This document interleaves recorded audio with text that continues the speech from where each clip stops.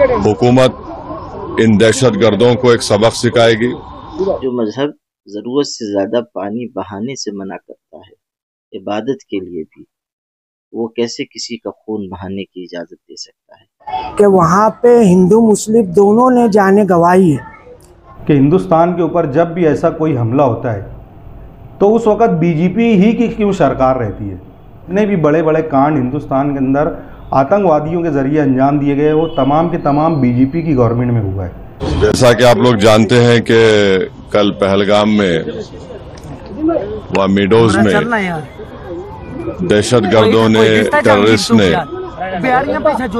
उस mountainous area में वहाँ पर इनडिस्क्रिमिनेट तरीके से और मजहब पूछकर उन्होंने मासूम लोगों को वहां पर उनका कत्ल किया है। हम इसकी सख्त से सख्त अल्फाज में इसकी मजम्मत करते हैं, कंडेम करते हैं और हम उम्मीद करते हैं कि हुकूमत इन दहशतगर्दों को एक सबक सिखाएगी और साथ ही साथ हम जो लोग वहां पर जिनको कत्ल किया गया, इन टेररिस्ट ने इनको मारा है, हम उन तमाम फैमिलीज के साथ खड़े हैं और हम जो जख्मी हैं हम दुआ करते हैं कि वो जल्द से जल्द सेहतियाब हो। दूसरी अहम बात यह है कि ये एक इंटेलिजेंस फेलियर भी है और हुकूमत को, नरेंद्र मोदी हुकूमत को देखना है कि उनकी डिटरेंस पॉलिसी कितनी कामयाब हो रही नहीं हो रही है।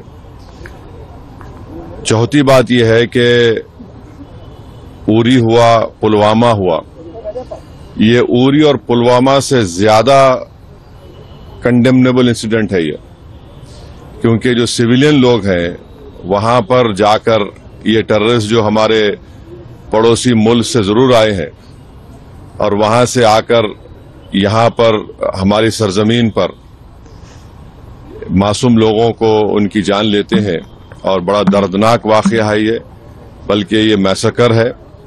और हम नरेंद्र मोदी हुकूमत से इस बात का डिमांड करते हैं कि वो अकाउंटेबिलिटी किसकी है फिक्स करें, डिटरेंस पॉलिसी को अपने देखें और उरी और पुलवामा से बड़ा इंसिडेंट है और उम्मीद करते हैं कि हुकूमत इन तमाम जालिमों को सबक सिखाएगी और इनको जो लोग मरे हैं उनसे इंसाफ होगा। और एमआईएम पार्टी उन तमाम खानदान और परिवार के साथ खड़ी हुई है जिनकी जानें गई हैं और जो जख्मी है, हम ये मुतालबा करते हैं, डिमांड करते हैं कि जल्द से जल्द उनको जो भी वहां पर तिबी इमदाद या मेडिकल फैसिलिटी जरूरत है उनको पहुंचाई जाए। और ये कंडेमनेबल इंसिडेंट है। इसमें कश्मीर में टूरिज्म इंडस्ट्री को बहुत बड़ा इससे नुकसान पहुंचाने की कोशिश की जा रही है और ये टेररिस्ट जो आए हैं पड़ोसी मुल्क से, इनका एक ही मकसद है कि टेरर फैलाया जाए, मासूम लोगों की जान ली जाए और ये इनका एक तरीके से वहां से आना यहाँ पर हमारी सरजमीन पर और आकर इस इलाके को चूज करना, क्योंकि आप टेरेन आप देखेंगे पहलगाम में वो मेडोज जो है वहां पर घोड़े के ऊपर जाना पड़ता है आपको, सर रोड भी नहीं है। तो ये बड़ा ही दर्दनाक और तकलीफदेह बात है और गवर्नमेंट ऑफ इंडिया और नरेंद्र मोदी सरकार से हम यही कहते हैं कि ये उरी और पुलवामा से ज्यादा खतरनाक और दर्दनाक है और जितना जल्दी हो सके गवर्नमेंट उन परिवारों को से इंसाफ करे और हम तमाम कंडेम करते हैं और उम्मीद करते हैं कि हुकूमत इस पर एक स्ट्रिक्ट एक्शन लेगी। बिस्मिल्लाहिर्रहमानिर्रहीम। जनूबी कश्मीर के पहलगाम में जो खूनी वारदात पेश आई है वो हर तरह काबिल मजम्मत है। निहत्ते और बेकसूर लोगों को मारना ये ऐसी दर्दनाक बात है कि जिसकी कड़े से कड़े अल्फाज में निंदा की जानी चाहिए, मजम्मत की जानी चाहिए। जो सूरत हाल पेश आई है वो निहायत दर्दनाक है और दुखी कर देने वाली है। जाहिर है लोग तफरीह के लिए, सियाहत के लिए गए हुए थे, बाहर मुल्कों से भी लोग आए हुए थे। ये हमारे मुल्क के लिए कितनी बड़ी बदनामी की बात है कि इस तरह का वाक़या पेश आ गया। जिन लोगों ने ये वारदात की हो, चाहे वो जो भी हो, उनको कड़ी से कड़ी सज़ा मिलनी चाहिए। रह गई बात इसकी कि मीडिया जो बात कह रहा है, हम नहीं जानते कि उसकी क्या सच्चाई है, लेकिन अगर किसी ने भी, किसी मजहब से ताल्लुक़ रखने वाले लोगों ने भी ये किया है तो ये निहायत गलत है। कोई मजहब ये नहीं सिखाता है कि आप बेकसूर लोगों को मारें, निहत्ते लोगों को नुकसान पहुंचाएं, और किसी मजहब की ये तालीम नहीं है कि किसी का खून बहाया जाए। इस्लाम में ये बात है कि अगर आप किसी दरिया के किनारे बैठकर वुज़ू कर रहे हो तब भी ज़रूरत से ज़्यादा पानी न बहाएं। जो मजहब ज़रूरत से ज़्यादा पानी बहाने से मना करता है इबादत के लिए भी, वो कैसे किसी का खून बहाने की इजाज़त दे सकता है। अगर लोग दीन के नाम पर कोई काम करें तो ज़रूरी नहीं कि उसका रिश्ता मजहब से जोड़ा जाए। दहशतगर्दी हर तरह काबिल मजम्मत है, चाहे जहाँ हो, जिस तरह हो। और हमारे मुल्क में इससे पहले भी इस तरह की एक वारदात पेश आई, अब ये फिर एक बड़ी वारदात पेश आई है। पुलवामा की वारदात पेश आई थी, फिर ये वाक़या पेश आया है। इसके सिलसिले में नेशनल सिक्योरिटी पर भी तवज्जो देने की ज़रूरत है कि इस तरह के वाक़यात क्यों पेश आ रहे हैं। कहीं न कहीं कोई न कोई कमज़ोरी पेश आ रही है जिसकी वजह से ये वारदातें हो रही हैं। हमें इस पर भी अपनी तशवीश जतानी चाहिए और सिक्योरिटी का मामला मजबूत से मजबूत तर करना चाहिए। का नाम लिया जा रहा है तो क्या हमारी हुकूमत को पड़ोसी मुल्क के ताल्लुकात जो है उसको ये करना चाहिए या सख्त कदम उठाना चाहिए पड़ोसी मुल्क के बारे में? देखिए, जो सूरत हाल है उसमें तो जांच एजेंसियां देखें कि हमला किस तरफ से हुआ है, वाक़या किधर से पेश आया है, और जो भी खताकार, कसूरवार जो भी हो, अफराद हों, मुल्क हो, तंजीमें हों, उनके खिलाफ कड़ी से कड़ी हमारी तरफ से कार्रवाई होनी चाहिए। लेकिन ये मसला जांच एजेंसियों का है कि वो तहकीक करें कि हमला किस तरफ से हुआ है। जाहिर है कि जो बात हमारे इल्म में नहीं है हम उसके ऊपर कोई तबसरा नहीं कर सकते हैं।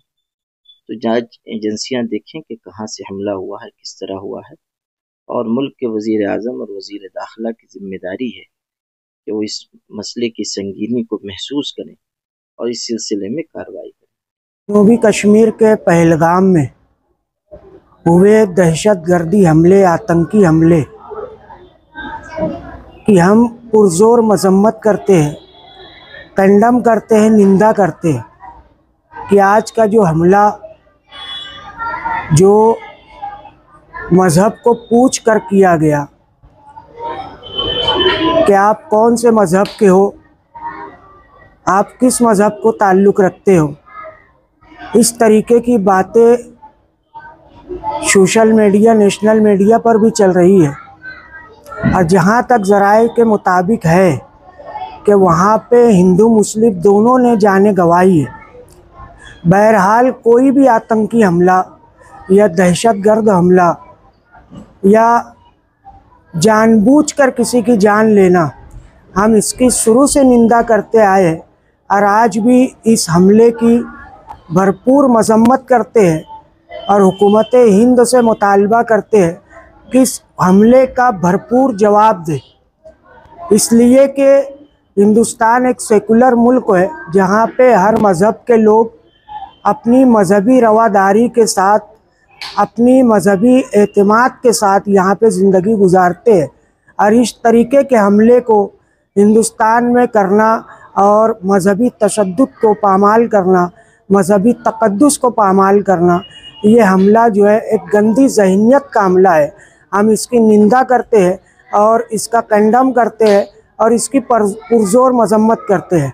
और जो लोग शहीद हुए हैं हम उनके लिए खराज अकीदत पेश करते हैं और जो लोग ज़ख्मी हैं हम उनके लिए दुआए सेहत करते हैं। और इस हमले के ताल्लुक़ से हुकूमत हिंद से हम गुजारिश करते हैं कि इस हमले का भरपूर जवाब दिया जाए और उन आतंकवादियों को, दहशतगर्दों को अपने अंजाम तक पहुंचाया जाए। कोई आतंकवादी का या कोई दहशतगर्द का अपना खुद का मज़हब होता है, मैं नहीं मानता हूँ। कोई भी दहशतगर्द और आतंकवादी कोई भी अगर मज़हब का नाम लेता है तो मुझे ये बोलने में बेझिझक या झिझक पैदा नहीं होती कि वो ये सरासर किसी भी मज़हब पे इल्ज़ाम लगाता है, क्योंकि आतंकवादी और दहशतगर्द जो है एक जान को इस तरीके से ले लेता है जो कुदरत की दी हुई है। और अगर मज़हब का नाम लेके वहाँ पे ये आतंक फैलाया गया है, चाहे कोई भी मज़हब का हो, हमने शुरू से कंडम किया है और निंदा किया कि हिंदुस्तान में ऐसी कोई भावना या ऐसी कोई चीज़ की जगह नहीं है जहाँ पे मज़हब का नाम लेके किया जाए। कल 22 अप्रैल 2025 कश्मीर के पहलगाम में जो आतंकवादी हमला हुआ है, मैं कांग्रेस पार्टी के नायब सदर की हैसियत से, all India movement conference Malegaon branch के सेक्रेटरी की हैसियत से और जमीयतुल उलमा हल्का नंबर 4 के नायब सदर की हैसियत से इस हमले की सख्त से सख्त निंदा करता हूं और हिंदुस्तान के वज़ीर आज़म श्री नरेंद्र मोदी जी, वज़ीर दाखिला गृह मंत्री अमित शाह जी और वज़ीर जो वजारत अपने दिफा है राजनाथ सिंह जी, इन लोगों से गुजारिश करता हूं कि जिन लोगों ने भी ये हमला किया है उनको जल्द अज जल्द गिरफ्तार करके कैफरे किरदार तक पहुंचाना चाहिए। एक चीज़ ये, दूसरी चीज़ ये है कि हमला जो हुआ है, हमको सवाल ये करना है, हालांकि ये वक्त नहीं है ये सवाल करने का। जो घायल हुए हैं और जिनका इंतकाल हुआ यानी जो मरे हैं, उनके घर वालों के साथ उनके गम में हम बराबर के शरीक हैं और अल्लाह से दुआ करते हैं कि ऐसे हमले दोबारा फिर से ना हो हिंदुस्तान के अंदर। इसके अंदर जो चूक हुई है सिक्योरिटी की, इसके ऊपर भी एक सवालिया निशान लगता है।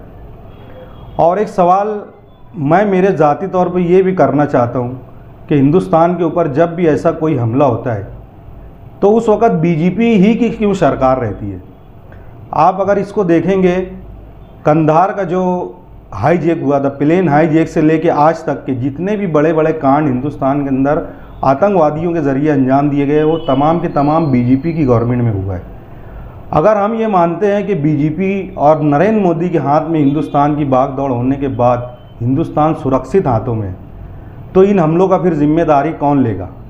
इसकी जवाबदेही किसी न किसी को तय करना है। तीसरी बात ये, मीडिया के अंदर एक बात चल रही है कि दहशतगर्दों ने पहले लोगों से पूछा कि आपका नाम क्या है, उसके बाद उन लोगों से कलमा पढ़ने के लिए कहा गया।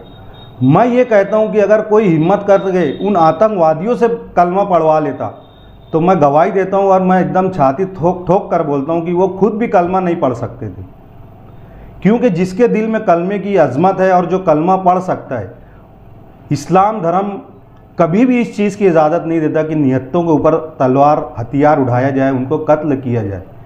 तो ये 2-3 सवाल है, इस सवाल का जवाब बीजेपी को देना चाहिए कि हमला उसकी ही सत्ता में क्यों होता है, उसके ही इक़्तिदार में रहते हुए क्यों होता है। और फिर से मैं घायल तमाम लोगों की सेहत के लिए अल्लाह से दुआ गुआ हूँ कि अल्लाह ताला उनको जल्द अज जल्द शिफा याबी अता फरमाए और जिनका देहांत हुए उस हमले के अंदर, उनके घर वालों के साथ हम उनके गम में बराबर के शरीक हैं। हम कांग्रेस पार्टी मालेगांव की तरफ से, हमारे सदर एजाज बेग साहब उनकी तरफ से और कांग्रेस पार्टी के पूरे ज़िम्मेदारान की तरफ से मैं इस हमले की फिर से मजम्मत करता हूँ।